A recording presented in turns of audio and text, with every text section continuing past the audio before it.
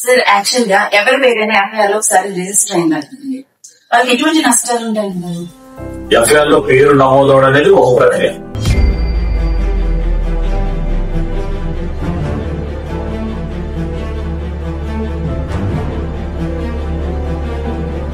Sir lawyer గా social analyst గా ఒక విషయం చెప్పండి సార్. రిజర్వేషన్స్ అనేవి ఉన్నాయి. సో పీపుల్ అంతా బాగా డిపెండ్ అయిపోయినా రిజర్వేషన్స్ అనేవి ఎంత వరకు మనకి హెల్ప్ఫుల్? నాకు రిజర్వేషన్ అయితే నాకు అవసరం లేదు.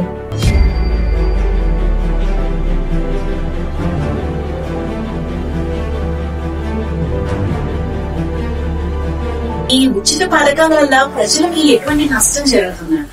ఆ ఉచిత పథకాలు తీసుకోవడానికి అర్హత ఎవరికి ఉంది, అర్హత ఎవరికి లేదనేది చూస్తే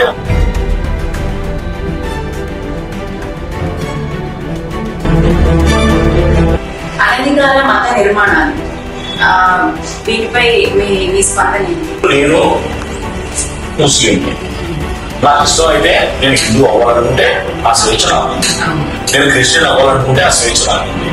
ఇందులో మత నిర్మాణాన్ని ఒకటి నిర్మించేవాడు ఎవరు లేడు మతాన్ని.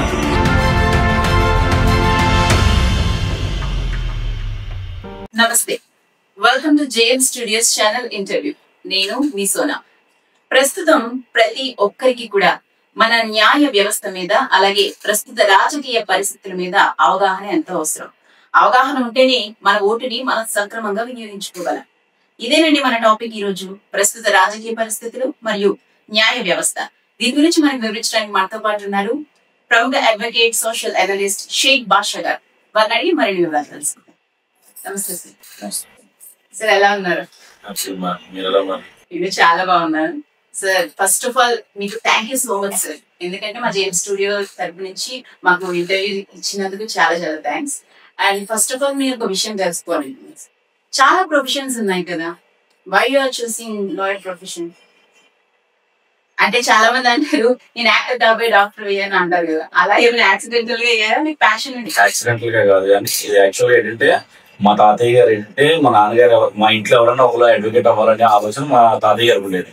మా నాన్నగారు అవ్వలేకపోయారు, అది నేను అయ్యాను అంతే. అది మా తాతయ్య గారి విషయం. Okay sir. సార్ ఇప్పుడున్న రాజకీయ పరిస్థితుల గురించి ఒకసారి చూసుకున్నట్లయితే, అలాగే ఇప్పుడున్న న్యాయ వ్యవస్థను ఒక కామన్ పీపుల్ కి కంప్లీట్ గా న్యాయం జరుగుతుందంటారా? ఖచ్చితంగా ఇంకా న్యాయ వ్యవస్థ ఉంది కాబట్టి ఎవరైనా సరే మనకి న్యాయం కావాలంటే ఖచ్చితంగా కోర్టులు మెట్లు ఎక్కాల్సిన పరిస్థితి దక్కుతుంది ఏమా. ఇప్పుడు ఎక్కడ న్యాయం జరిగినా జరగకపోయినా న్యాయ వ్యవస్థకి వెళ్తే చాలు, మనం కోర్టుకి వెళ్తే చాలు, న్యాయం జరుగుతుందన్న ఒక నమ్మకంతో ఖచ్చితంగా కోర్టుని ఆశ్రయించడం జరుగుతుంది. సార్ ఇప్పుడు యాక్చువల్ గా ఆర్టికల్ 370 దీన్ని మళ్ళీ ప్రవేశపెడుతున్నారని వింటున్నాను. దాని వల్ల ఎలాంటి పరిణామాలు చోటు చేసుకోవచ్చు? దీని మీద మీ ఒపీనియన్ ఏంటి సార్? ఇప్పుడు చట్టాలు ఏ విధంగా మారిపోయిందంటే అమ్మా, ఏ ప్రభుత్వం ఇప్పుడు బీజేపీ ప్రభుత్వం వచ్చిన తర్వాత 1860 నుంచి ఉన్నటువంటి ఐపీసీలు కానీ, సిపిసీలు కానీ, ఇటువంటి ఏదైతే చట్టాలు ఏవైతే ఉన్నాయో అవన్నీ మార్చడం జరిగింది. ఈ రోజు న్యాయవాదులు అందరూ కూడా 80 సంవత్సరాల వయసున్న న్యాయవాది అయినా సరే, కొత్తగా ఈ రోజు ప్రొఫెషన్ లోకి వచ్చిన న్యాయవాదులు ఎవరైతే ఉన్నారో వాళ్ళు మళ్ళీ కొత్తగా ప్రారంభించడం జరుగుతుంది. కొత్తగా ప్రతి పుస్తకం జరిగే విధంగా జరుగుతుంది. ఆర్టికల్ 370 ఒకటే అని కాదు, ప్రతిదీ కూడా ప్రభుత్వాలు వారికి అనుగుణంగా చట్టాలను మార్చుకుంటూ పోవడం జరుగుతుంది. ఏ ప్రభుత్వం మారితే ఆ ప్రభుత్వం చట్టాలని వాళ్ళకు అనుకూలంగా మార్చుకునే పరిస్థితి ఉంది ఈ రోజు మన సమాజంలో. సార్ యాక్చువల్ గా ఎవరి పేరైనా ఎఫ్ఐఆర్ లో ఒకసారి రిజిస్టర్ అయింది అనుకోండి, వాళ్ళకి ఎటువంటి నష్టాలు ఉంటాయండి? ఏంటమ్మా, ఇప్పుడు ఎఫ్ఐఆర్ లో పేరు నమోదవడం వేరు, ఎఫ్ఐఆర్ లో పేరు నమోదవడం అనేది ఒక ప్రక్రియ. అందులో మీకు కన్విక్షన్ రావడం వేరు. ఎఫ్ఐఆర్ ప్రతి ఒక్కరు నీకు అన్యాయం జరిగిందని చెప్పేసి నువ్వైనా, నేనైనా, ఇంకొకరైనా సరే, ఎవరైనా సరే తల్లి పోలీస్ స్టేషన్కి వెళ్ళి మనం కంప్లైంట్ ఇవ్వడం జరుగుతుంది. కంప్లైంట్ ఇస్తే పోలీసు వాళ్ళు ఏం చేస్తారంటే ఎంక్వైరీ చేసి కేసు రిజిస్టర్ చేస్తారు. ఎఫ్ఐఆర్ నమోదు చేసి కోర్టుకు పంపిస్తున్నారు. కోర్టులో ఏం జరుగుతుంది, దానికి విచారణ మొత్తం జరిగిన తర్వాత అందులో మీకు ఏమైనా శిక్ష పడింది అనుకోండి, దాని తర్వాత మీకు ఏంటంటే ఫర్దర్ గా మీరు గవర్నమెంట్ జాబులు వెళ్ళడం కానీ, ఎక్కడైనా సరే ఈ రోజు ప్రైవేట్ జాబులు వెళ్ళినప్పుడు కూడా పోలీస్ వెరిఫికేషన్ కంపల్సరీ అడుగుతుంది. అందులో ఏంటంటే ఏమన్నా ఉంటే ఆ రకంగా నష్టం జరగచ్చు. ఉద్యోగాల దగ్గర ఇబ్బంది ప్రతి చోట ఈ రోజు. అదే ఒకవేళ మనకి ఈ ఎఫ్ఐఆర్ లో పేరు నమోదే ఉన్నప్పటికీ మనకు శిక్ష పడలేదు కోర్టుకి వెళ్ళిన తర్వాత. అప్పుడు మనం అక్కడ నేరం రుజువు కాని పక్షాల మనం అక్కడి నుంచి కాగితం తెచ్చుకొని మన దగ్గర పెట్టుకుంటే మనకి ఎటువంటి ఇబ్బంది ఉండదు. సార్ మీకు రాజకీయ పరంగా కూడా టచ్ ఉందని మాకు తెలిసింది. సో అందుకే మీరు టాపిక్ పెట్టారు కదా, ఒక పక్క న్యాయ వ్యవస్థ గురించి చర్చిద్దాం అండ్ ప్రెసెంట్ రాజకీయ విషయాల గురించి కూడా మనం చర్చిద్దాం అన్నట్టు టాపిక్ తీసుకొచ్చాము. సో ఈ రాజకీయ ప్రవేశం ఇదంతా ఎలా జరిగింది, మీకు ఇంట్రెస్టా? అంటే మీరేమన్నారు, లాయర్ వాళ్ళు అనుకున్నారు, మా నాన్నగారు అవ్వకపోతే నేను అయ్యానని చెప్పారు. సో రాజకీయాలకు రావాలని మీకు ఏమన్నా ఉందా? ఇప్పుడు కూడా ప్రత్యక్షంగా ఎక్కడ రాజకీయాల్లో ప్రత్యక్షంగా కానీ పరోక్షంగా కాలేదు. ఒకవేళ ఏంటంటే రాజకీయాలు అంటే ఆశ ఖచ్చితంగా నాకు వచ్చిన తర్వాత 2004 నుంచి రాజకీయాలు నేను ఫాలో అవుతాను. అంటే అప్పుడు 2004లో రాజశేఖర రెడ్డి గారు ముఖ్యమంత్రి అవడం, దాని తర్వాత 2009 వచ్చినప్పుడు మళ్ళీ ఆయన 2 సార్లు ముఖ్యమంత్రి అవడం, దాని తర్వాత ఆయన కావాలి అక్కడి నుంచి ఫాలో అవుతూ వచ్చాం. అప్పుడు జగన్మోహన్ రెడ్డి గారు మళ్ళీ రాజకీయాలు రావడం, అప్పుడు జగన్మోహన్ రాజకీయాలు కూర్చున్నారు. అప్పటి నుంచి అలా రాజశేఖర రెడ్డి గారి నుంచి రాజకీయాలు ఫాలో అవుతూ వచ్చాం. సార్ ఒక లాయర్ గానే కాకుండా సోషల్ అనలిస్ట్ గా ఒక విషయం చెప్పండి సార్. రిజర్వేషన్స్ అనేవి ఉన్నాయి కదా, పీపుల్ అందరూ బాగా డిపెండ్ అయిపోయినారు. రిజర్వేషన్స్ అనేవి ఎంత వరకు మనకి హెల్ప్ఫుల్? వ్యక్తిగత అభిప్రాయం వేరు. మీరన్నట్టు వ్యక్తిగతంగా చెప్పాలనుకోండి, ఇప్పుడు రిజర్వేషన్ గురించి మీరు అడిగింది ఆ వ్యక్తిగత అభిప్రాయం చెప్పాలంటే నాకు రిజర్వేషన్ అయితే నాకు అవసరం లేదు అనుకుంటాను నేను. ఎందుకంటే నేను కష్టపడాలి, అర్థమవుతుందమ్మా. నాకంటూ ఒక టాలెంట్ ఉందనుకోండి, నాకు రిజర్వేషన్తో పని లేదు. నా దగ్గర ఏ టాలెంట్ లేదనుకోండి, నాకు రిజర్వేషన్ కావాలని నేను కోరుకుంటాను. నా అభిప్రాయం అది. కానీ ఈ రోజు ఏంటంటే కొంతమందికి రిజర్వేషన్ ఖచ్చితంగా అవసరం ఉంటుంది. ఆ రిజర్వేషన్ ఏదైతే ఉందో ఆ రిజర్వేషన్ అవసరం ఉన్నప్పుడు ఆ రిజర్వేషన్ ని తీసేయడానికి ఎన్ని ప్రయత్నాలు చేసినా గత ప్రభుత్వాలు కానీ ఈ ప్రభుత్వాలు కానీ అది చాలా వరకు ప్రాక్టికల్ గా వర్కౌట్ అవ్వదు. రిజర్వేషన్ టచ్ చేయకుండా ప్రైవేటీకరణ అనే ఒక అంశాన్ని ఎత్తుకుని వస్తున్నారు. ఇప్పుడు ప్రైవేట్ ఆర్గనైజేషన్స్ లో ఎలా ఉంటుందంటే, మీకు రిజర్వేషన్ చూడు, మీరైతే ఒక ఏదైనా పెద్ద ప్రైవేట్ లిమిటెడ్ కంపెనీకి వెళ్ళారు, ఆ లిమిటెడ్ కంపెనీలో ఏం చూస్తాడు, మీకు మీ వర్త్ ఏంటి, మీ టాలెంట్ ఏంటి, మీకు ఏం వచ్చు, మీ దగ్గర స్కిల్ ఉంటే తీసుకుంటాడు, స్కిల్ లేకపోతే తీసుకోడు. దాన్ని ప్రైవేటీకరణంగా ప్రతిదీ ప్రైవేటీకరణ అనే ఒక దాన్ని ఏమంటారు తీసుకొని వెళ్తున్నారని నేను అనుకుంటున్నాను. ప్రభుత్వం ఉచిత పథకాలు ఇస్తుంది కదా, ఇప్పుడు అసలు ఎలక్షన్ మేనిఫెస్టో అంటేనే ఉచిత పథకాలు. వాళ్ళకి ఇది చేస్తాం, ముసలి వాళ్ళకి ఇది చేస్తాం, చిన్న పిల్లలకి ఇది చేస్తాం, తల్లులకి ఇది చేస్తాం. ఈ ఉచిత పథకాల పరంపర ప్రజల మీద ఎంత అయ్యిందంటే, సో ఆ మేనిఫెస్టోకి ముగ్గులై కూడా ఓట్లు వేసిన వాళ్ళు ఉన్నారు. అంటే ఈ ఉచిత పథకాల వల్ల ప్రజలకి ఎటువంటి నష్టం జరుగుతుందంటారు? ఉచిత పథకాల వల్ల నష్టం జరుగుతుంది అని నేను అన్నాను. ఆ ఉచిత పథకాలు తీసుకోవడానికి అర్హత ఎవరికి ఉంది, అర్హత ఎవరికి లేదనేది చూస్తే దానివల్ల ఇబ్బంది ఏం లేదు. ఇప్పుడు నేను చదువుకున్నాను, ఉద్యోగం చేసుకుంటున్నాను, ప్రైవేట్ ఉద్యోగమా గవర్నమెంట్ ఉద్యోగం ఏదో చేస్తున్నాను, నాకు ఒక 40,000 రూపాయలు 50,000 రూపాయలు జీతం వస్తుంది అనుకోమ్మా, దానికి నేను అర్హుడునా కాదా అని చూడాలి. నాకు వైట్ రేషన్ కార్డు ఉంది కాబట్టి నాకు ఇంట్లో అన్ని సకల సౌకర్యాలు ఉన్నప్పటికీ కూడా నాకు మళ్ళీ తీసుకొచ్చి ఉచిత పథకం నా ఇంటికి ఇస్తానంటే అది సమంజసం కాదు. ఉచిత పథకానికి ఒక అర్హత ఉండాలి ఖచ్చితంగా. బిలో పావర్టీ ఎవరైనా వాళ్ళందరూ ఖచ్చితంగా కావాలి. కానీ ఉచిత పథకాలు ఎవరికి కావాలి ఎవరికి అవసరం లేదనేది ప్రభుత్వాలు వారి పనిని వారి చక్కగా చేసి పెడితే దానివల్ల నష్టం ఏం లేదు, ప్రభుత్వానికి నష్టం లేదు, సమాజానికి నష్టం లేదు. ఏపీ ఎలక్షన్స్ గురించి మాట్లాడుతుంటే ఈ 2025 ఇయర్ లో పిఠాపురం మీదే ఎక్కువ కాన్సన్ట్రేషన్ అయింది. బికాస్ ఆఫ్ ఫిలిం స్టార్ ఉండొచ్చు, అక్కడ ముందు ఓడిపోయిన సానుభూతి కావచ్చు, ఏదేమైనప్పటికీ పిఠాపురం మీద ఎక్కువ ఫోకస్ అనేది ఇదైంది. ఇప్పుడు పిఠాపురం ప్రజల నుంచి కూడా ఎక్కువ సమస్యలు అర్జీలు రాజకీయ నేతల ముందుకి వస్తున్నాయి. సో దీన్ని మనం ఏ విధంగా తీసుకోవచ్చు? ఇది ఏ రకంగా తీసుకోవచ్చు అంటే అమ్మా, పిఠాపురంలో పవన్ కళ్యాణ్ అనే వ్యక్తి ఎవరైతే ఉన్నారో ఆయన 2 చోట్ల, ఒకసారి భీమవరంలో ఒకసారి గాజువాకలో, ఒకేసారి భీమవరం గాజువాకలో ఓడిపోవడం జరిగింది. దాని మీద ఏంటంటే పిఠాపురం 2024 కూడా పవన్ కళ్యాణ్ గారు నెగ్గుతారా అంటే అది గ్యారంటీ లేనిది అని నేను చెప్పట్లేదు. ప్రజలు ఏం చెప్పుకున్నారంటే లోకల్ గా పిఠాపురం గ్రామస్తులు కానీ పిఠాపురం పరిసర ప్రాంతాల్లో ఉండేవారు ఏం చెప్తున్నారంటే కేవలం వర్మ గారు సీటు త్యాగం చేశారు కాబట్టి పవన్ కళ్యాణ్ గారు నెగ్గారు, లేదనుకుంటే పవన్ కళ్యాణ్ నెగ్గకపోతుందేమో. ఈ రోజు పవన్ కళ్యాణ్ మాకు అందుబాటులో ఉన్నారా అంటే వరం గారు స్వతంత్ర అభ్యర్థిగా పోటీ చేస్తే మంచి మెజారిటీతో నెగ్గారు 2014. ఈయన ఉన్నప్పుడు చేయలేదు ఇప్పుడు ప్రజల్లో నానుడు ఏంటంటే వరం గారు సీట్ త్యాగం చేశారు కాబట్టి పవన్ కళ్యాణ్ గారు నెగ్గారు. అదే అక్కడ చెప్పుకునే విషయం. కానీ ఒక రకంగా ఏంటంటే ఆయన 2 చోట్ల ఓడిపోలేదా అనేది పక్కన పెట్టిన ఆయనకి ప్రజలు ఒక మ్యాండేట్ ఇచ్చి నెగ్గించి ఆయన అసెంబ్లీకి పంపించారు. అసెంబ్లీకి వెళ్ళిన తర్వాత ఆయన మంత్రి అయ్యారు. ఖచ్చితంగా ఈరోజు ప్రజలకు ఆయన అందుబాటులో ఉంటారంటే అందుబాటులో ఉండే అవకాశం లేదు. నాకు కష్టం వచ్చింది ఒక పిఠాపురంలో, నేను పిఠాపురం గ్రామస్తులు నాకు కష్టం వచ్చింది, నేను ఎవరికి చెప్పుకోను? నా ఎమ్మెల్యే నాకు ఉంటే నేను చెప్పుకోగలుగుతాను. నా ఎమ్మెల్యే నేను ఎలా వెళ్ళాలో కూడా నాకు తెలియదు. అప్పుడు నేను ఏం చేయను. కానీ ఎమ్మెల్యే కదా చాలా మంది పనిచేస్తారు. కానీ నా ఎమ్మెల్యేని నేను చెప్పుకుంటే అది వేరు. ఈ రోజు పిఠాపురం పరిస్థితి ఇప్పుడు 1 year అయింది కదా గవర్నమెంట్. ఈ 1 year లో ప్రవేశపెట్టిన పథకాలు కావచ్చు, ఇప్పుడు నడుస్తున్న సూపర్ 6 కావచ్చు, డెవలప్మెంట్ ఎట్లా అనిపిస్తుంది? ఇంకా డెవలప్మెంట్ కోసం మీకు ఎంతకంత తెలిసే ఉంటుంది నాకన్నా.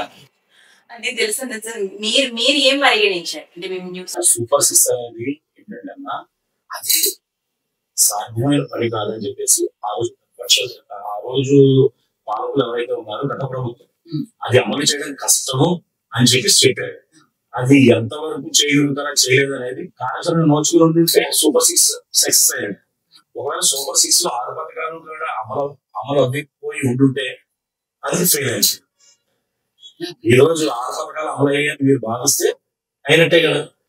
పిఠాపురం ప్రజలు ఎలాంటి సమస్యలను రాజకీయ నేతల దగ్గరికి తీసుకొస్తున్నారు? యాక్చువల్ గా వాళ్ళ లొకాలిటీలో చూసుకుంటే ఏదైనా ప్రతి చిన్న సమస్య ఏది వచ్చినా సరే రాజకీయ నేతల దగ్గరికి, అక్కడ ఎవరైతే అండర్గా ఉన్నారో వాళ్ళ దగ్గరికి తీసుకొస్తున్నారు. ఒక ముఖ్యమంత్రి ఉన్న ఏరియా అయ్యి ఉండి ఎక్కువ సమస్యలు అక్కడి నుంచి మనం ఎందుకు గెయిన్ చేయగలుగుతున్నాం? ఏ న్యూస్ ఛానల్ లో చూసినా పిఠాపురం నుంచి ఖచ్చితంగా ఒక న్యూస్ వస్తుంది, అలాంటి సమస్యను ఒక న్యూస్ వస్తుంది చూస్తున్నాం. పిఠాపురంలో ముఖ్యంగా జరిగిన సమస్య ఒక చిన్న విషయం, చిన్నగా అది చాలా పెద్ద ఇష్యూ అని చెప్పాలి. మల్లా అనే ఒక గ్రామంలో ఒక దళిత సోదరుడికి అంటే ఒక కుటుంబాన్ని మనం చాలా 2025 అంటే 2025 సంవత్సరాలు మనం ఉండి కూడా ఈ రోజు ఒక గ్రామ బహిష్కరణ అనేది జరిగింది చూసారా మన ఈ మధ్యన. అది చాలా పవన్ కళ్యాణ్ గారికి చాలా మైనస్ తీసుకొచ్చి పెట్టి. ఎందుకు అంటే ఇప్పటికి వచ్చి గత ఈ 70 సంవత్సరాల రాజకీయ చరిత్రలో ఏ రోజు కూడా కుల బహిష్కరణలు అంటే ఉండుండొచ్చు, ఎప్పుడు ఎక్కడ జరిగితే జరుగుండొచ్చు. మా పిఠాపురం గ్రామంలో మేము ఎప్పుడు బహిష్కరణ అనేది మేము ఎప్పుడు చూడలేదు. పైగా మా పిఠాపురం ఏంటంటే మా వర్మ గారు ఎమ్మెల్యేగా చేశారు, మా దొరబాబు గారు ఎమ్మెల్యేగా చేశారు, ఒకసారి వంగ గీత గారు ఎమ్మెల్యేగా చేశారు. ఎప్పుడు కూడా ఈ రకమైనటువంటిది జరగలేదు. కానీ దాని మీద పవన్ కళ్యాణ్ గారు స్పందించి ఉండి ఈ రకంగా ఎందుకు జరిగిందని ఇమ్మీడియట్ గా ఆయన ఒక ప్రెస్ మీటో లేదంటే ఒక వాళ్ళ ఎవరైతే వాళ్ళ కార్యవర్గం ఉంది కదా వాళ్ళందరినీ ఆ కుటుంబాన్ని పరామర్శించి ఆ కుటుంబానికి ఏమైనా న్యాయం జరిగింది అని తెలుసుకుని ఉంటే కొంచెం బాగా అనిపించింది. అది జరిగి ఉండొచ్చు కూడా, నాకు తెలియదు ఆ విషయంలో. అనధికార మత నిర్మాణాలు వీటిపై మీ స్పందన? అనధికార మత నిర్మాణం అనేది ఏమి ఉన్నా ఇప్పుడు నేను ముస్లింని, నాకు ఇష్టం అయితే నేను హిందూ అవ్వాలనుకుంటే ఆ స్వేచ్ఛ నాకుంది, నేను క్రిస్టియన్ అవ్వాలనుకుంటే ఆ స్వేచ్ఛ నాకుంది. ఇందులో మత నిర్మాణాన్ని ఒకటి నిర్మించేవాడు ఎవడు లేడు మతాన్ని. కానీ మతాన్ని కులాన్ని నడిపెట్టే రాజకీయ నాయకులు ప్రజల్ని పావుగా వాడుకున్నారు. ఇప్పుడు వచ్చి మన 2 రాష్ట్రాలు తెలుగు రాష్ట్రాల్లో ఆంధ్ర తెలంగాణలో ఇప్పుడు వచ్చి ఇప్పుడు నా ఇంటి పక్కన మా సోదరుడు కాపులు ఉండొచ్చు, బ్రాహ్మణులు ఉండొచ్చు, వైశ్యస్ ఉండొచ్చు, ఇంకెవరు ఉండొచ్చు. వాళ్ళు నాకు అనిపిస్తే బాబాయ్ అన్నయ్య అక్కయ్య చెల్లి తమ్ముడు అని పిలుచుకునే సమాజంలో మనం ఉన్నాం ఇప్పుడు వరకు. కానీ ఈ రోజు ఏమైనటువంటి వస్తాయో ఒరే ఆడు నా బాబు గారు రా, ఆడితో మనకొద్దు, అంటే ఈ పక్కన ఈ కులం వాడు రా, వీటితో మనం దూరంగా ఉండాలా అనే ఇది తయారైపోయింది. 2025 అని చెప్పాలి. ఎందుకంటే ఎప్పుడైతే మనం నిర్మించుకో ఈ 10-15 సంవత్సరాలు ఇది ఎక్కువైంది. రాబోయే ఎన్నికల్లో కాకినాడ ప్రజలు ఓటేస్తారు, ఏ అంశాన్ని మీద ఎక్కువ ప్రాధాన్యత చూపిస్తూ ఓటేస్తారు అనుకుంటున్నారు? ఏ అంశాన్ని పరిగణనలోని తీసుకుంటారు? ఎవరైనా 2014లో మన స్టేట్ బైఫర్కేషన్ తర్వాత 2014లో ముఖ్యమంత్రి నారా చంద్రబాబు నాయుడు గారిని ముఖ్యమంత్రి చేయాలనుకున్నారు. ఆయన సీనియర్, ఆయన బాగా చేస్తారని నమ్మారు ప్రజలు. అప్పటికే జగన్మోహన్ రెడ్డి గారు కొత్తగా రాజకీయాలు వచ్చినప్పటికీ కూడా ఆయనకి ఎవరు పట్టం కట్టలేదు. ఎందుకంటే చంద్రబాబు నాయుడు గారు సీదే మంచి చేస్తారని నమ్మారు, ఆయన చేయలేదు.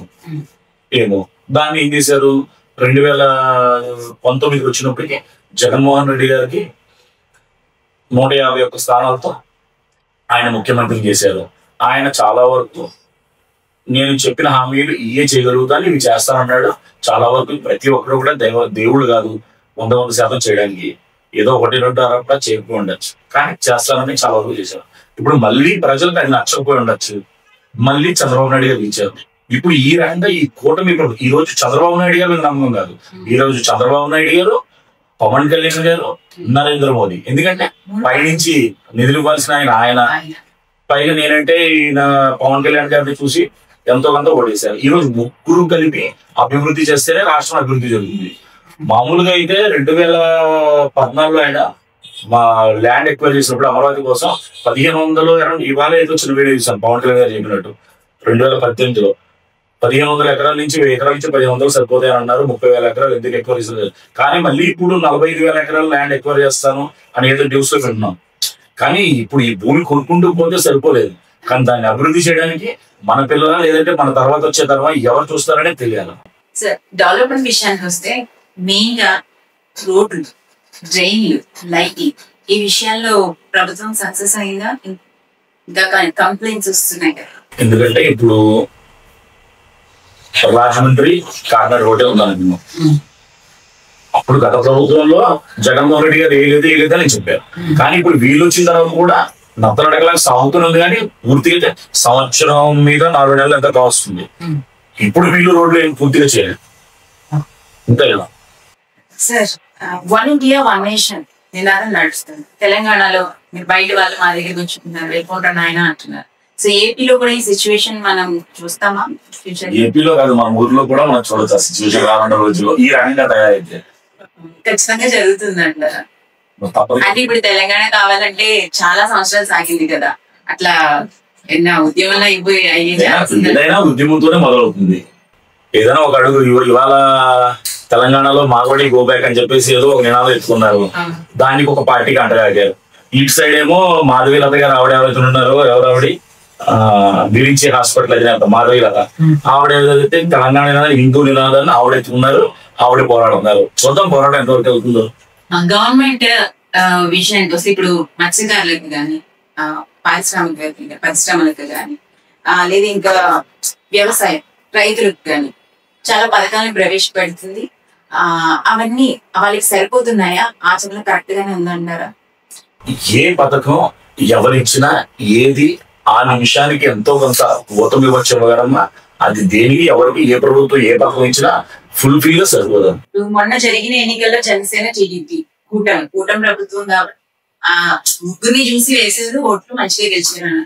ఇప్పుడు రానున్న ఎన్నికల్లో కూడా అంటే వచ్చే ఎన్నికల్లో కూటమి ప్రభుత్వం గానే పోటీ చేసే అవకాశాలు ఉన్నాయా? సెపరేట్ అయిందంటారా? పవన్ కళ్యాణ్ గారు చెప్తున్నారు కదా, ఇంకొక 15 సంవత్సరాలు చంద్రబాబు నాయుడు గారి పరిపాలనే మాకు కావాలి, ఖచ్చితంగా 15 సంవత్సరాలు మేము ఈ పొత్తు కొనసాగించాలనుకున్నా. పవన్ కళ్యాణ్ గారు బహిరంగంగా మీ దగ్గర వచ్చి చెప్పారు, ఇంకా దాన్ని మళ్ళీ ఓటమి ప్రభుత్వం సాగదనేది ఎలక్షన్ వరకు. చాలా మంది యూత్ ఉన్నారు, ఇప్పుడు పిఠాపురం చూస్తుందంటే పిఠాపురంలో యూత్ సపోర్ట్ చాలా ఎక్కువ ఉంది. పవన్ కళ్యాణ్ గారు యూత్ ఫ్యాన్స్ వాళ్ళ కార్యవర్గం వాళ్ళ జనసేన నాయకులు వీర మహిళలు ఎవరైనా ఏం కోరుకుంటారంటే మా నాయకుడు స్వతహాగా పోటీ చేస్తే బాగుంటుంది, స్వతహాగా పోటీ చేస్తే మా నాయకుడికి ఒక హోదా వస్తుంది. హోదా అంటే ఇప్పుడు డిప్యూటీ సీఎం హోదాయే హోదా ఎవరంటే మా నాయకుడు ముఖ్యమంత్రి కావాలని కోరుకుంటారు. ఎవరైనా సరే ముఖ్యమంత్రి స్థానం వేరు, డిప్యూటీ ముఖ్యమంత్రి వేరు, అంతే కదా. అదే సార్, మరి ఇప్పుడు యూత్ అంత సపోర్ట్ చేసి ఇదయ్యున్నారు కదా, యూత్ కి మరి జనసేన ప్రభుత్వం అంటే వాళ్ళ జనసేనకి సపోర్ట్ చేసేలోపు జనసేన అంటున్నారు, కూటమి ప్రభుత్వం యూత్ కి ఏం చేసింది అంటారు? చెప్పారు కదా మన పవన్ కళ్యాణ్ గారు ఏదో మీటింగ్ లో బైక్ రైడింగ్ నేర్పించుకోండి, ఏదో రైడింగ్ చేయండి అది చెప్పారు కదా. అది నేర్చుకుంటే సినిమాల్లో అట్లా తీసుకుంటారు. అది ఉద్యోగం కదా బైక్ రాడు స్టంట్ మాస్టర్ అంటారు. నాకంటే నాకు సినిమాలో స్టంట్ మాస్టర్ అంటారు. వాడు స్టంట్ చేశారు అనుకోండి సినిమాల్లో మంచిదే కదా. అది తర్వాత విషయం. ఫస్ట్ ఆయన పని నేర్చుకున్నాడు, వీళ్ళు పని నేర్చుకున్నారు అనుకోండి, తీసుకెళ్ళి చక్కగా సినిమాలు చేస్తుంటే వాడు అక్కడి నుంచి స్టంట్ మాస్టర్ సినిమా హీరో వచ్చే తప్పే ఉంది. ఈ రాజకీయం అంతా ఒకసారి పక్కన పెట్టేద్దాం సార్. ప్రస్తుతం ఏంటి చాలా ఇయర్స్ గా మనం ఒకటి వీడియోనే ఉన్నాం, చిన్న పిల్లలపై అత్యాచారం. అసలు ఇది ఎందుకు ఆగట్లేదు? ఎక్కడో ఒక చోట ఇది అలా పునరావృతం అవుతూనే ఉంటుంది. ఇది చాలా మంచి ప్రశ్న అడిగాడు. 2017లో సుగాలి ప్రీతి అనే ఒక కేసు జరిగితే ఒక అమ్మాయి మీద అత్యాచారం జరిగిందో ఏమైనప్పటికీ ఆ అమ్మాయి ఇక ఆ విషయం మీద పవన్ కళ్యాణ్ గారు 2017లో ఆ రోజు చంద్రబాబు నాయుడు గారు ప్రభుత్వం ఉన్నప్పుడు జరిగితే 2019 నుంచి అది 2017లో జరిగింది. అప్పటికి ఉన్నటువంటి ఎవరైతే పవన్ కళ్యాణ్ గారు సపోర్ట్ చేశారో వాళ్ళ ప్రభుత్వం ఉంది. దాని తర్వాత 2019 నుంచి 24 వరకు ఉన్నటువంటి జగన్మోహన్ రెడ్డి ప్రభుత్వం మీద ఇది ఏదైతే ఈ సుగాలి ప్రీతి అనే కేసు ఉందో దాన్ని పట్టుకొని మూకదంపుడు ఉపన్యాసం ఎక్కడ పడితే అక్కడ అందరూ ప్రతి ఒక్కరు ఇచ్చారు. అదే జగన్మోహన్ రెడ్డి ప్రభుత్వంలో వాళ్ళకి ఉండడానికి ఇల్లు, వాళ్ళకి ఆర్థిక సహాయం, వాళ్ళకి కొంత భూమి చేసింది జగన్మోహన్ రెడ్డి ప్రభుత్వం. కానీ జగన్మోహన్ రెడ్డి ప్రభుత్వాన్ని భ్రష్టుపడించారు వీళ్ళు ఎవరు. కానీ పవన్ కళ్యాణ్ గారు వచ్చాక వాళ్ళ పక్షాన్ని ఏమన్నా న్యాయం చేశారంటే వాళ్ళ అమ్మగారు నిన్న ప్రెస్ మీట్ పెట్టారు. సుగాలి ప్రీతి వాళ్ళ అమ్మగారు నిన్న ప్రెస్ మీట్ పెట్టి పవన్ కళ్యాణ్ గారిని మేము ప్రభుత్వం వచ్చి 1.5 సంవత్సరాలు అయింది, మేము వేడుకుంటున్నాం మోహన్ ప్రభు మాకు ఏదైనా చేయండి, కానీ మాకు ఎటువంటి న్యాయం జరగలేదని చెప్పి సవాల్ చేయండి. ఒకవేళ సుగాలి ప్రీతికి న్యాయం ఎవరైనా చేయగలిగితే ఒక పవన్ కళ్యాణ్ గారే చేయాలి. అంటే అత్యాచారాల విషయానికి వచ్చారు కాబట్టి ఈ విషయం చెప్పాను నేను. అంటే అది పునరావృతం కాకుండా అసలు ఏం చేయాలంటే మన జిల్లాలో నిన్న మొన్న 9వ క్లాస్ పిల్లలకి గర్భం దాల్చింది, అత్యాచారం చేశారు, గర్భం దాల్చింది అని చెప్పేసి ఈ మధ్యన మనం విన్నాం ఒక 15-20 రోజుల క్రితం. ఇంకా ఈ రకంగా అత్యాచారాల కోసం ఆడుకుంటూ పోతే తవ్వే కొద్ది కావాల్సి ఉంటుంది. ఏదో డొక్క తవ్వితే ఏదో బయటపడిందంటే అలాగా తవ్వే కొద్ది కావాల్సి చేస్తున్నారు. ఇవన్నీ జరుగుతున్నాయి కానీ ఎందుకు భయం ఉండట్లేదు? ఇది పునరావృతంగా కాకుండా ఉండాలంటే గవర్నమెంట్ ఎలాంటి చర్యలు తీసుకోవాలంటారు? అవగాహన కల్పించాలా? ఇది చేస్తే ఇలాంటి శిక్ష పడుతుంది అని చెప్పాలా? ఏం చేయాలి అసలు? దానికోసమే కదమ్మా జగన్మోహన్ రెడ్డి గారు వచ్చిన తర్వాత దిశ చట్టం అని చెప్పేసి తీసుకొచ్చి దిశ పోలీస్ స్టేషన్లు ఈ రకమైనటువంటి పెట్టారు, దిశ యాప్లు అవన్నీ పెట్టింది అదే కదా. ఈ రోజు మళ్ళీ చంద్రబాబు నాయుడు గారు దాన్ని చక్కగా దాన్ని మళ్ళీ ఇంప్లిమెంట్ చేస్తున్నారు. ఏంటది శక్తి యాప్, శక్తి ఏదో దాన్ని జరుగుతుంది, బాగానే జరుగుతుంది. అవన్నీ జరుగుతున్నాయి కానీ పునరావృతం అవుతున్నాయి. అది ఆప్షన్ నీ వల్ల నా వల్ల కాదు, అది అందరి బాధ్యత కాదు అని కాదు, మన అందరి బాధ్యత. అది దాని మీద అవగాహన కలగాల. యాక్చువల్ ఏంటంటే ఒక వయసుకు వచ్చిన పిల్ల ఇంట్లోంచి బయటకు వచ్చినప్పుడు ఆడపిల్లని కరెక్ట్ గా పెంచాలి అని ఫస్ట్ నుంచి మగపిల్లని కూడా అలాగే. ఆడపిల్ల మగపిల్ల అనే వ్యత్యాసాలు ఏం లేవు ఈ రోజుల్లో. ఆడపిల్ల బయటకు వెళ్ళినప్పుడు అమ్మ నువ్వు ఇలా ఉండమ్మని ఆడపిల్ల చెప్పాలా, మగపిల్లడు ఇంట్లోంచి బయటకు వెళ్ళినప్పుడు నువ్వు సక్రమంగా ఇంటికి రాలా. ఏ ఆడపిల్ల కనిపించినా నా తల్లిని నా చెల్లి అని భావించే విధంగా తల్లిదండ్రులు పిల్లల్ని ఎప్పుడైతే పెంచుతారో ఈ విధంగా ఉండదు. అదే ఆడపిల్లకు కూడా ఒక అబ్బాయి కనిపించగానే అదిగమ్మ అన్నయ్య లాంటి వాడు, అన్నయ్యనో మంచి చూడని పిల్లలకు కూడా మనం నేర్పించాం అనుకోండి, ఇటువంటి సమస్యలు. అంటే అన్నయ్య చెల్లి అంటేనే వస్తాయని మళ్ళీ మీరు క్వశ్చన్ చేస్తారు. అలాగా అంటే మళ్ళీ రెడీగా ఉంటారు మన సోదరులు ఇలాంటి మాటలు చెప్పడానికి. అంటే నా ఉద్దేశం ఏంటంటే నేను ఒకసారి అమ్మ తల్లి చెల్లి అని నేను పిలిచానండి, మీ మీద నాకు మంచిగా మాట్లాడే భాషలోనే అర్థం ఉంది.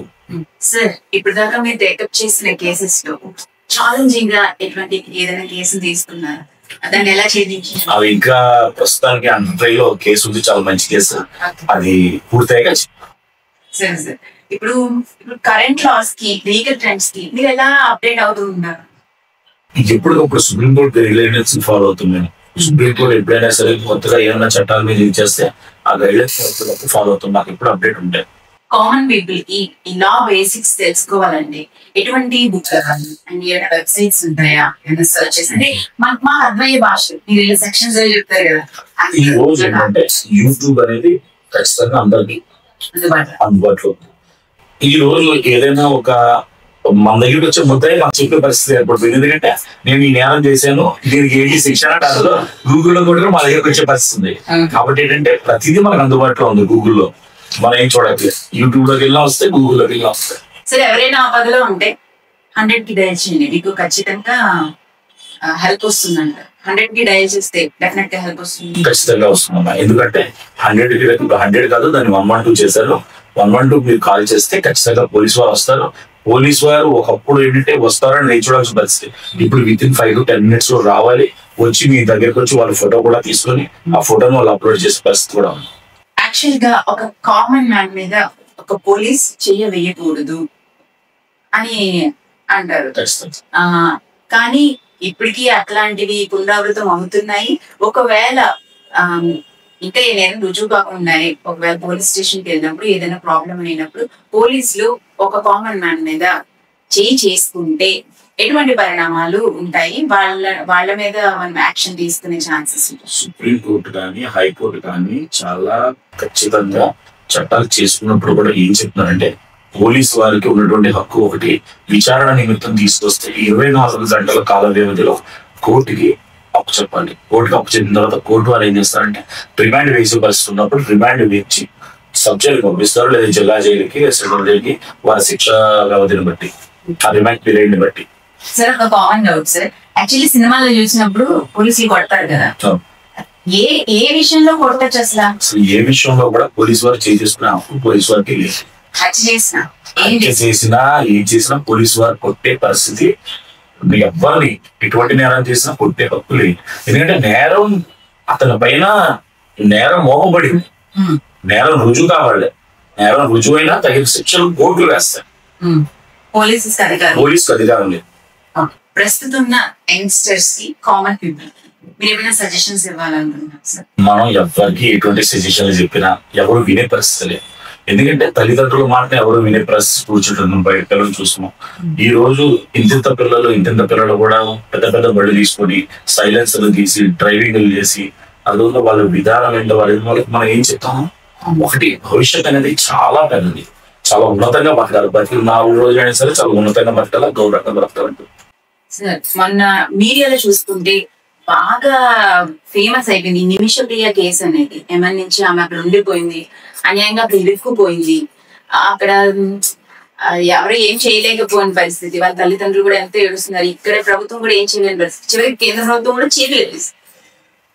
ఇప్పుడు వచ్చాడికి తీసుకొచ్చే ఎలాగ విషయం ఏంటంటే నిమిషప్రియ అనే అమ్మాయి కేరళ నుంచి పొట్టగుడ్డి కోసం నర్స్ ట్రైనింగ్ మీద అమ్మాయి అక్కడికి వెళ్ళింది. అక్కడికి వెళ్తే అక్కడ ఏం జరిగిందంటే అక్కడ ఏదో ఒక వివాదంలో చిక్కుకొని ఆ అమ్మాయికి శిక్ష పడింది, మరణ శిక్ష పడితే ఇక్కడ నుంచి వాళ్ళ తల్లిదండ్రులు అయితే ఎవరైతే ఉన్నారో వాళ్ళందరూ చాలా ప్రయత్నాలు చేస్తే అది ఎటువంటి ఆఖరికి మన ప్రభుత్వం కూడా చేతులు పెట్టింది. అప్పుడు మన కేఏపాల్ ఉన్నటువంటి శక్తులతో ఆయన 2 రోజుల్లో ఆవిడకి శిక్ష పడిపోతుందని తెలిసి 2 రోజులు ఆ శిక్ష ఆఫ్ చేసి అక్కడ ఏదైతే కాంపన్సేషన్ ఏదైతే ఉందో అక్కడ వాళ్ళ ఎవరైతే చచ్చిపోయారు కదా బాధితులు వాళ్ళ కుటుంబాల్లో ఎవరైతే ఉన్నారో వాళ్ళు ఒప్పుకోవాలి. ఈవిడ మరణశిక్ష రద్దు చేయాలంటే వాళ్ళ బిల్లింగ్ ఉంటేనే మరణశిక్ష రద్దు. అవన్నీ మాట్లాడి మొన్న 16 కోట్ల 8.5 కోట్ల రూపాయలు ఎంతో కట్టాలి. అది కూడా భారత ప్రభుత్వం కట్టలేదు. నా సోదరుడు ఎవరైతే ఉన్నారో ఇక్కడ ప్రతి ఒక్కరు ఒక్కొక్క రూపాయి ఇవ్వండి. 16 కోట్ల మంది ఉన్నారు, ప్రతి ఒక్కరు అందులో 8.5 కోట్ల మంది ఒక రూపాయి చొప్పున కట్టినా కూడా 8.5 కోట్లు అవుతుంది. నేను కట్టలేక కాదు, నేను ఆల్రెడీ చాలా లక్షలు ఖర్చు పెట్టాను, ఈ 8.5 కోట్లు ఖర్చు పెడితే ఆమె బయటకు వస్తుందని చెప్పేసి కేఏపాల్ గారు వెళ్ళి మొత్తం మాట్లాడి ఆవిడ శిక్షణ రద్దు చేయించి ఇప్పుడు 8.5 కోట్ల రూపాయలు కట్టడానికి కేఏపాల్ ఇస్తున్నాం.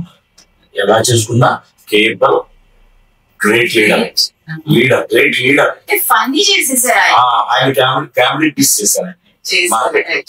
గత రాజకీయ పరిస్థితులు చూస్తున్నట్లయితే జగన్మోహన్ రెడ్డి గారు గెలిచినప్పుడు 151 సీట్లు, ఇప్పుడు కూటమి ప్రభుత్వం అంటే 3 పార్టీలు కలిసి పోటీ చేయగా ఎన్ని సీట్లు వచ్చాయి? 164.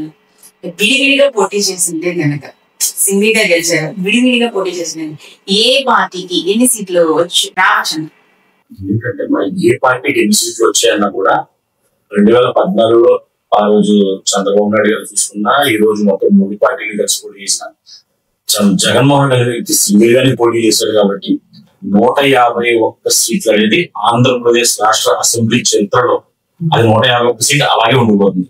దాని 151ని 2025లో కానీ 2029లో కానీ 2034లో కానీ ఎవరైనా బ్రేక్ చేసి ఒంటరిగా పోటీ చేసి 151 కాకుండా 152 తెచ్చుకుంటే మళ్ళీ ఆ చరిత్రను తిరగరాసేది. కాబట్టి 151 సీట్ అనేది జగన్మోహన్ రెడ్డి సొంతం ఆంధ్రప్రదేశ్ రాష్ట్ర చరిత్రలో.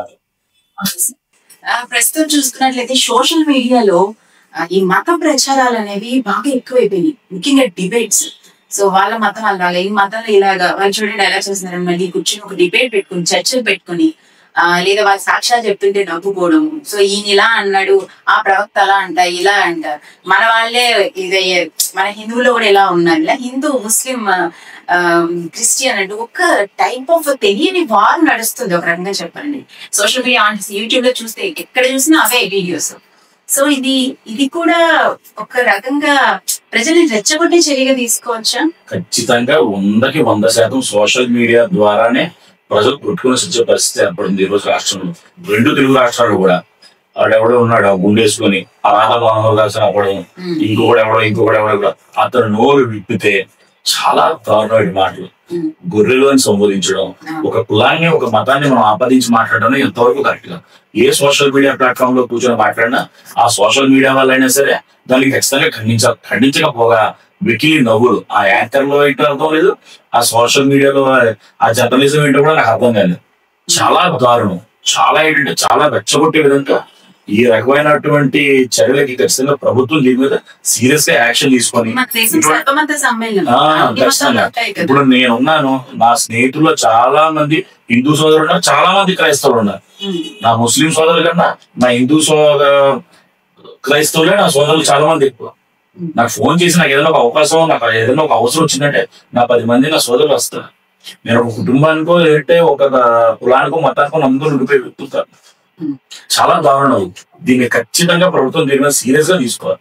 అంటే యాక్చువల్ గా మనం ఈ మధ్యకాలంలో చూసినట్టు అక్యూజింగ్ చేస్తున్నట్టు కామెంట్స్ చేయకండి, మీరు అలా కామెంట్స్ చేస్తే మిమ్మల్ని పరిగణలోకి తీసుకుంటాం, ఏ అకౌంట్ నుంచి అట్లాంటివి వస్తాయి, ఇలా కొన్ని యాడ్స్ కూడా ప్రమోట్ చేశారు. అది ఎలాగంటే ఇప్పుడు పవన్ కళ్యాణ్ గారి మీద ఏదైనా పోస్ట్ పెడితే దాని మీద ఎవరైనా తప్పుగా కామెంట్ పెట్టాడు అనుకోండి, దాని మీద వెంటనే స్పందిస్తున్నారు. లేదంటే చంద్రబాబు నాయుడు గారి మీద ఆయన ప్రభుత్వం ఉంది కాబట్టి ఆయన ఎవరైనా ఉన్నారు అనుకోండి, వెంటనే లోపల తీసుకెళ్లి కూర్చోబెట్టి వాళ్ళ మీద సోషల్ మీడియా కేసులు కట్టి లోపల వేస్తున్నారు. వాళ్ళు వీళ్ళు పక్కన పెట్టినా ఒకవేళ జగన్మోహన్ రెడ్డి గారి ప్రభుత్వం ఉంటే ఆయన మీద ఎవరైనా అన్నారు అనుకోండి, వాళ్ళ అవసరాలకి ప్రభుత్వం సోషల్ మీడియాలో బాగా పనిచేస్తుంది. వాళ్ళు కామెంట్ చేస్తే వెంటనే వచ్చేస్తుంది రిపోర్ట్. అదే కామెంట్ కులాలు మతాల ప్రాతిపదికన ఇంట్లో ఉన్నటువంటి ఆడవాళ్ళని సైతం చాలా దారుణంగా నోటుతో చెప్పలేని విధంగా తిట్టుకున్నా కనీసం ఆ కామెంట్ పోలీసు వారు కానీ లేదంటే వేరే ఈ సైబర్ క్రైమ్ వారు చూసి దాన్ని వదిలేస్తున్నారో తెలియదు. అది అలా చేయడం కరెక్ట్ అని చెప్తున్నాడు. నాకు అర్థం. లాస్ట్ గా మనం రాపిడ్ చేద్దాం. పని ఆన్సర్ ఇవ్వాలి. చంద్రబాబు నాయుడు అవకాశాన్ని చక్కగా వాడుకోగలుగుతారు. మంచి జగన్మోహన్ రెడ్డి ఇచ్చిన మాట కోసం ఎంత దూరం చేశారో లీడర్ అంటే మన వాళ్ళు యాక్సెప్ట్ చేయాలి. మా వాళ్ళు యాక్సెప్ట్, నా ఒపీనియన్. ఏ పని ఎప్పుడే లీడర్, ఎందుకంటే నువ్వు చేయలేని పని నేను చేసినప్పుడు నేను లీడర్. నెక్స్ట్ షర్మిలా అన్న వెనుప్పుడు చెల్లి నారా లోకేష్ గారు మంచి విద్యాశాఖ మంత్రి. లాస్ట్ గా మీరు మా యూత్ కి గానీ కామన్ పీపుల్ కి గానీ ఏమైనా సజెషన్స్ ఇవ్వాలి? యూత్ ని నేను చెప్పదలుచుకున్నానంటే ఖచ్చితంగా ఆ రోజుల్లో చదువుకోవడానికి చదువు ఉండేది సార్. కాబట్టి ఆకలి పనికి ఈ రోజు తల్లిదండ్రులు కూలీ నాలి చేస్తున్నా లేదంటే ప్రభుత్వాలు ఎంతో కొంత సహాయం చేసినా ప్రతి ఒక్క కులానికి ప్రతి ఒక్కరికి ఎస్సీ ఎస్టీ బీసీ మైనారిటీ అనేది భేదాలు ఏమీ లేకుండా ఎవరి తగ్గ రిజర్వేషన్ లో వాళ్ళకి పుస్తకాలు వాళ్ళకి బ్యాగులు తినడానికి తిండి కూడా ఈ రోజు స్కూల్లో పెట్టే అవకాశం ఉంది. పూట భోజనం అనేది ఆ పక్కన కింద భోజనం కూడా పెడతారు. కాబట్టి అందరూ చక్కగా చదువుకొని ఎటువంటి వ్యసనాలకి ఇవ్వకుండా చాలా మంచి మంచి అవకాశాలు ఉన్నాయి ఈ రోజుల్లో. ఈ రోజు యూట్యూబే కాదు, లేదంటే సోషల్ మీడియా పరంగా కాదు, ఏ రకంగా చూసుకున్నా ప్రతి పిల్లలకి మంచి కంపెనీలే కాదు, ప్రతి పిల్లలకి మంచి అవకాశాలు ఉన్నాయి. చక్కగా చదువుకొని తల్లిదండ్రులను పేరు ఇచ్చి పెట్టాలని, ఈ రోజు రానున్న పిల్లలు మంచి రేపు మంచి భవిష్యత్తు వాళ్ళకున్నారని, ఖచ్చితంగా మంచి సమాధానం నడవాలని, ఖచ్చితంగా ప్రతి ఒక్కరూ వాళ్ళని వాళ్ళ మతాలని విశ్వాసం ఉంచి నడవాలని. మీ వాల్యుబుల్స్ అన్ని మా కోసం స్పెండ్ చేసి చాలా విషయాలు మా వ్యవసాయానికి కూడా నేను చాలా బాగా ఎక్స్ప్లెయిన్ చేశాను. Thank you so much. చూసారు కదండి, ఈ రోజు ఇది అండి మన ఇంటర్వ్యూ. ఆ ప్రస్తుత రాజకీయ పరిస్థితుల గురించి, న్యాయ వ్యవస్థలోని చాలా విషయాల గురించి, ప్రస్తుతం జరుగుతున్న విషయాల గురించి చాలా బాగా మనం తెలుసుకున్నాము. అండ్ భాష గారికి మరొకసారి జేఎం స్టూడియోస్ ఛానల్ తరఫు నుంచి, మన వ్యూవర్స్ అందరి తరఫు నుంచి కూడా థ్యాంక్ యూ సో మచ్. మరొక ఇంటర్వ్యూలో మరొక స్పెషల్ అంశంతో మీ ముందుంటాను. నేను మీ సోనా. నమస్తే.